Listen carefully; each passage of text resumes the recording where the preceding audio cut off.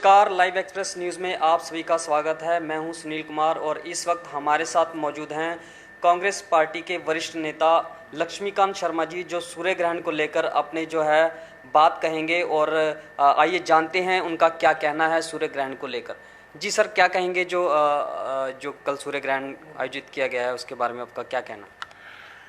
देखिए भाई जी, जहाँ तक सूर्य ग्रहण के मेले का है, ये बड़ा दुर्भाग्यपूर्ण मामला है। ऐसा कभी नहीं हुआ कि कुरुक्षेत्र में सूर्य ग्रहण हो और कुरुक्षेत्र की जनता को तो स्थानीय प्रशासन ने, स्थानीय सरकार ने बंदी बना दिया हो।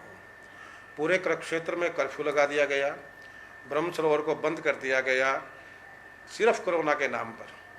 ठीक है, अगर आपने ऐसा किया है तो हमने मान लिया कि आपने बड़ी मुस्तैदी के साथ कदम उठाए हैं प्रशासन ने। लेकिन हम प्रशासन से पूछना चाहते हैं, क्या सिर्फ कोरोना का जो खतरा था, कोरोना महामारी का जो डर था, वो कुरुक्षेत्र के आम नागरिक को ही था? आपकी गाइडलाइंस क्या रहीं? आपने किस बिहाफ पे तीन चार बार तो कम से कम ये मामला हमारे संज्ञान में आया है कि कभी जो सरकार का बयान आता था, कभी स्थानीय प्रशासन का बयान आता था कि सूर्य ग्रहण का मेला लगाया जाएगा, कभी बयान आता था कि 21 जून को सूर्य ग्रहण का मेला नहीं लगाया जाएगा।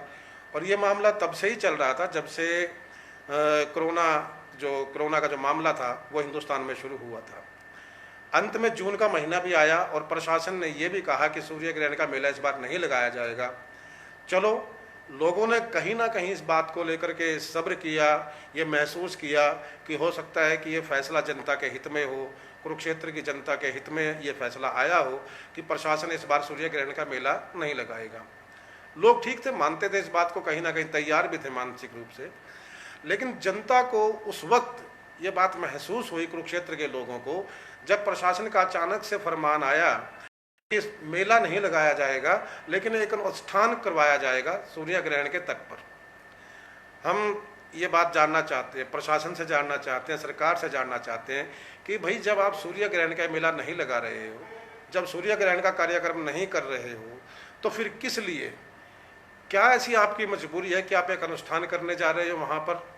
और वो भी जहाँ तक देखिए, मैं बड़ा विचित्र सी ये स्थिति बन जाती है कहने में, लेकिन जो सत्य है वो कहे बिना मैं कभी रुका नहीं हूँ। मेरी फितरत है, मैं जो बोलता हूँ सच बोलता हूँ कि एक व्यक्ति विशेष, एक संत विशेष के, जो संत पिछले कुछ महीनों में, कुछ 1-2 साल के अंदर, 2-4 साल के अंदर कुरुक्षेत्र में स्थापित हुआ है, सिर्फ और सिर्फ उस संत की जिद को रखने के लिए, उस संत का कद बढ़ाने के लिए।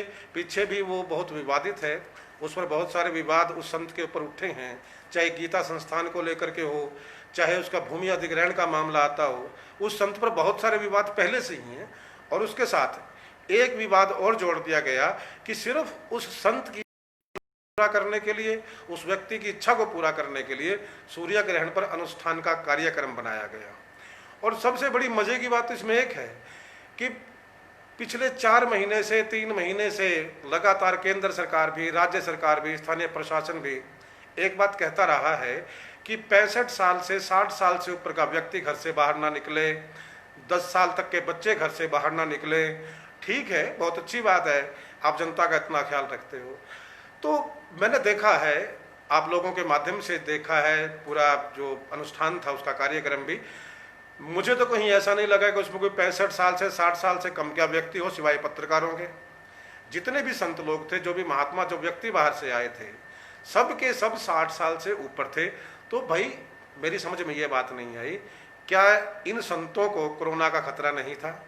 या जो हमारे सर्वे सर्वा यहाँ के एक संत महात्मा जो बनाए हुए हैं, जिनको मुनीषी जी महाराज कहते हैं, क्या वो 65 साल से कम के, 60 साल से कम के हैं?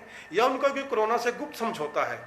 मुझे जो महसूस हुआ कि कुरुक्षेत्र की जनता ने भी ये महसूस किया है कि शायद जो ये लोग बाहर से आए थे, ये जो मुनीषी महाराज हैं, इनका कोरोना से कहीं ना कहीं अंतरूनी समझौता था कि भाई, हम कुरुक्षेत्र की जनता को आपके हवाले कर सकते हैं, हमें कुछ मत कहना। बड़ी अजीब स्थिति है भाई। आप अनुष्ठान करवाना चाहते हो, आपके अनुष्ठान की जगह कौन सी है, क्या जगह आप चुनते हो? और दूसरी बात, अगर आपको अनुष्ठान करवाना है तो कुरुक्षेत्र के अंदर इतने विद्वान लोग हैं, इतनी सभाएं हैं जिनके अंदर बहुत से विद्यार्थी भी पढ़ते हैं, जयराम आश्रम है, और भी संस्थाएं जहाँ पर बहुत से संस्कृत के विद्यार्थी पढ़ते हैं, विद्वान लोग हैं, बहुत से ऐसे लोग हैं जो यहाँ के लोग हवन कर सकते थे, पूजा पाठ कर सकते थे। अच्छा होता कि कुरुक्षेत्र के लोगों को ही ये मौका दिया जाता। उससे दो फायदे होते।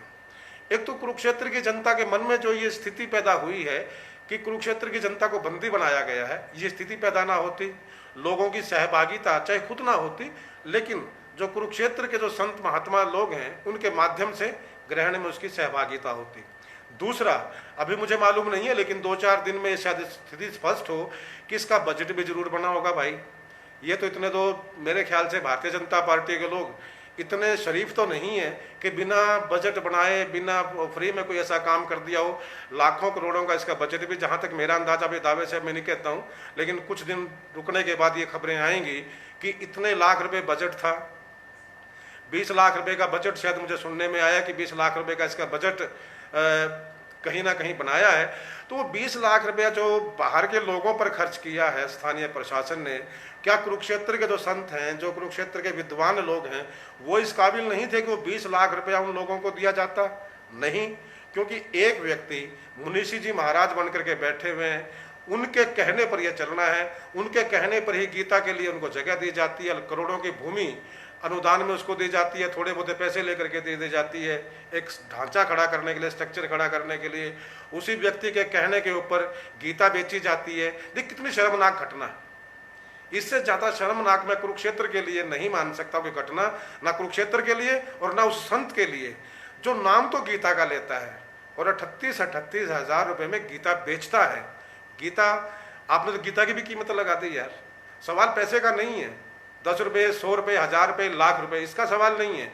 सवाल ये है कि आपने गीता का मूल्य फिक्स कर दिया, जबकि मेरा मानना यह है कि गीता अनमोल है, गीता की कोई कीमत लगा नहीं सकता। तो ऐसे लोगों के लिए, ऐसे व्यक्तियों के लिए आपने सिर्फ और सिर्फ सूर्य ग्रहण का अनुष्ठान करवाया। केडीबी का इसमें बिल्कुल घपला मिलेगा कुछ ना कुछ, क्योंकि केडीबी के जो मुझे पता लगा, जहाँ तक खबरें सामने आई थी कि केडीबी के सचिव साहब हैं, उनका और इन स्वामी जी महाराज का कुछ ना कुछ घालमेल है, आपस में तालमेल है, दोनों बड़े प्रेम से रहते हैं, बड़े प्यार से रहते हैं। शायद कहीं ना कहीं इसीलिए ये ग्रहण का अनुष्ठान करवाया गया। और कुरुक्षेत्र की जनता बिल्कुल आज खुद को ठगा महसूस करती है। ये मानती है कि कुरुक्षेत्र की जनता के साथ स्थानीय प्रशासन ने द्रोह किया है, खट्टर सरकार ने द्रोह किया है। अगर ये अनुष्ठान करवाना था तो इसमें कुरुक्षेत्र के लोग शामिल होते, कुरुक्षेत्र की जनता शामिल होती, और नहीं करवाना था तो इसमें किसी भी व्यक्ति को बाहर से बुलाने की आवश्यकता नहीं थी, किसी को इतना खर्चा करने की जरूरत नहीं थी। मेरा ये मानना है। कल को एक बात आप लीजिए, आपने कहा कि कोरोना के डर से आप पब्लिक को जाने की इजाजत वहां पर नहीं देते। 200 संत आपके बाहर से वहां पर आते हैं, 150-200 मीडिया का कर्म जो साथी है वहां पर जाता है, 200-400 लोग और पे वहां पर भी है। मैंने मीडिया की रिपोर्ट्स में देखा है कि 700-800 के करीब वहां पर लोग हैं, जनता है, सभी कर्मचारी मिलाकर केडीबी जितने भी लोग मिला रहे, वो 700-800 लोग जब वहां पर नहाते हैं और बाई चांस कोई बाहर से जो ये लोग आए हुए हैं इनमें से कोई कोरोना पॉजिटिव आ जाता है, तब उन पत्रकार साथियों का क्या होगा?